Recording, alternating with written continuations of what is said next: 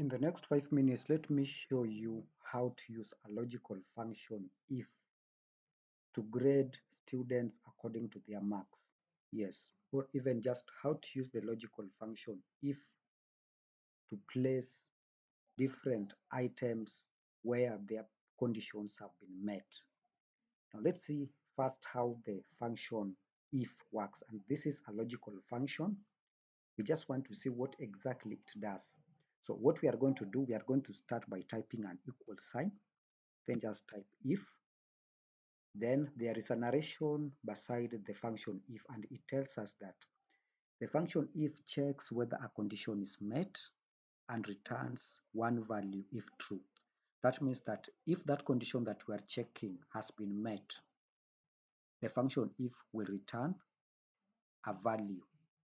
If that particular condition has not been met, another value will be returned. So that is why we normally have the two main arguments. We have the argument, the first one will be returned when it is if, when it is true, and another one will be returned if it is false. Now let's see how it actually works. Here we have the student marks. We want to see whether a student has passed an exam or has failed an exam. Here we have the pass mark. The pass mark is 50%. So we are going to use the function if to check whether these marks are either 50% or above 50%. If they are either 50% or above 50%, we are going to return pass.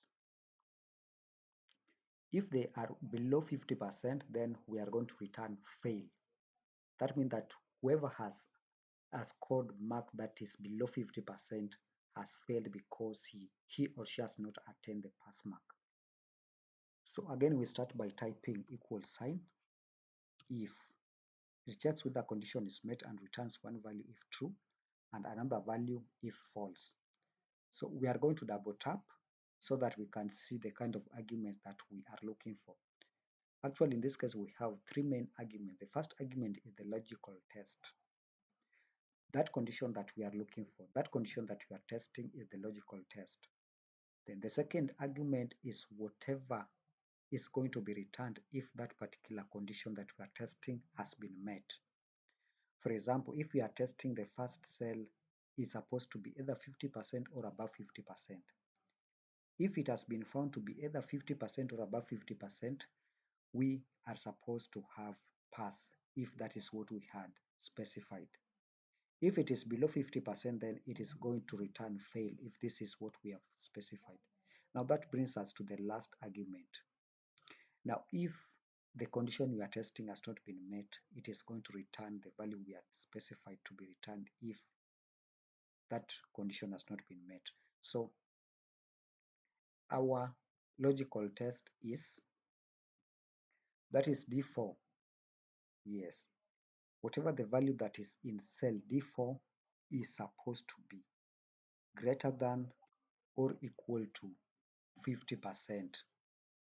But make sure that you enclose that 50% or you lock that 50%. Yes, so that when we will be moving to these other cells, it will stay static. So this is the logical test. If it is met, it is either 50% or above 50%, we are going to return pass. And again, we are enclosing pass within quotation marks because it is just a text or a particular character. Yes. If it has not been met, then we are going to return fail. Then again, close the bracket. You can see the first condition has been met, that is 90%, which is above 50%. That student has passed. Now, we are not going to do the same for the remaining students or for the remaining cells or for the remaining rows. What we are going to do, we are just going to copy this formula down. Yes, it is very simple, guys. That is the relative reference help us.